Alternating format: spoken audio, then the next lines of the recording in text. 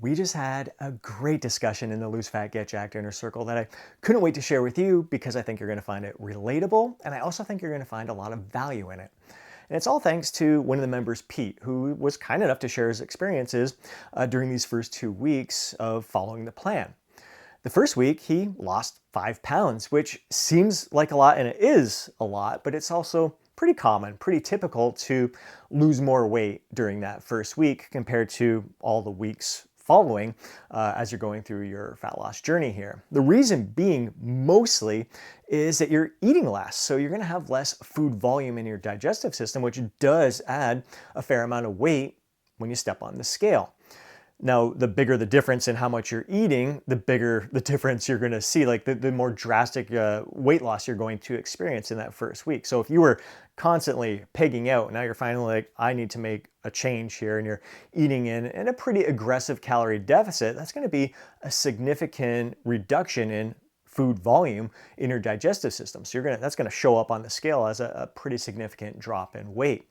There's also some water weight that you're going to lose during that first week, and maybe just a tiny bit of muscle glycogen, but that's not going to play as much of a role as the reduction in food volume. Just by eating less, you're going to see that drop in scale weight. Now, his second week, he started off, he was still losing. It slowed down significantly, but he was still downward trending for those first few days. And then his weight spiked up 2 pounds and then started trending back downwards again. So that second week, it looks like he just kind of maintained his weight because that one day there was that spike in weight. But as he mentioned, he's also tracking his body fat percentage. And if he was just looking at the scale weight, that second week, he'd be disappointed in himself. But he saw that he reduced his body fat percentage in that second week and actually gained some lean muscle mass, which, for knowing Pete, it's totally realistic that he did gain some muscle during this process here so far, just these first 2 weeks, even though he's in a calorie deficit, because he's been detrained. He used to work out quite a bit and consistently, but he's kind of slacked off recently. So it's likely that he's regaining some of that muscle mass that he lost while being detrained. So it's not like he's packing on new muscle, which would be so much harder, especially for how long his age and how many years of training experience he had under his belt. Be a little less realistic in that circumstance, but knowing that he was detrained, he's just regaining muscle that he may have had in the past. That's much more realistic, that he's going to be gaining muscle and losing fat at the same time. And it's not like he's saying that he dropped a whole bunch of body fat and gained a bunch of muscle in this week. It's just he noticed that his body fat percentage still went down a little bit and he gained a little bit of muscle mass while kind of basically holding his weight stable. So there is something to it. And it was really great that he was looking at the big picture, recognizing that if he did just go by scale weight, he'd be disappointed. But knowing that he's measuring his body fat percentage and his body fat went down and gained some muscle mass, he ended up feeling victorious at the end. He's like, if that happened every week, I'd be very happy with all of that. But with that being said, I still asked him, I'm like, so like, how do you feel your week went? Like, did it go well compared to the first week? And he said, yeah, you know what?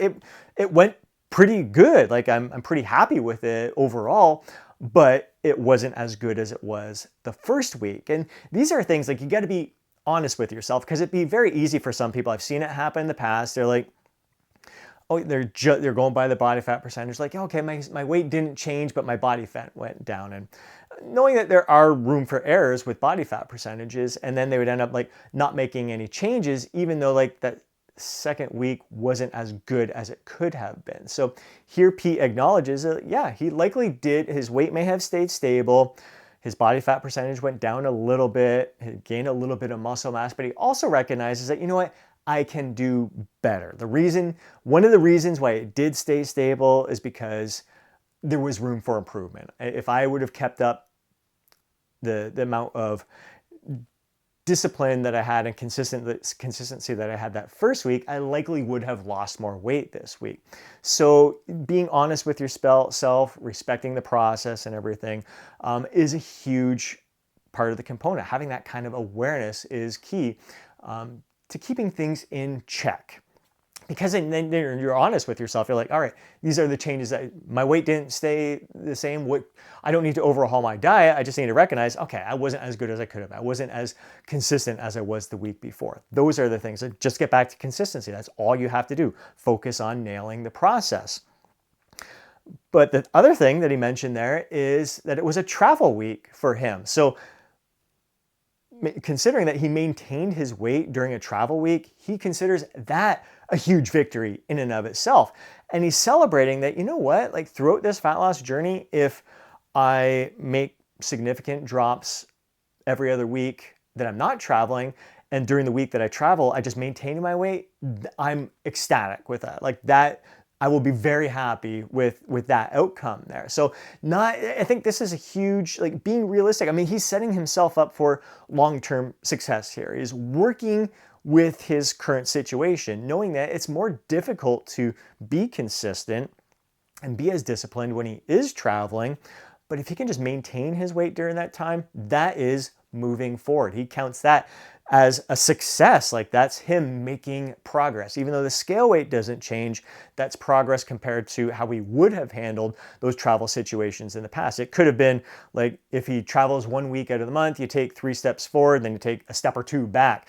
Instead of that happening, it's like 3 steps forward, and you just hold that week there, and then you move forward again. So all these insights are like so helpful. It's respecting the process, respecting yourself, your lifestyle where you're at right now, and doing what's going to suit you best in this situation here. So recognizing you don't have to lose weight every single week in order to feel like you're successful, that you're making progress. That there's some weeks where you maintain your weight is a victory in and of itself. And I think the greatest victory is having this heightened sense of awareness as to where you can make your improvements, celebrating those mini victories along the way, and setting yourself up for more consistent progress. So you're going to see yourself follow this through to the end. Whereas some people may have that week where it's maintenance and they just throw in the towel because they didn't make that progress during that week there. So there's so many different valuable lessons to pull from just Pete's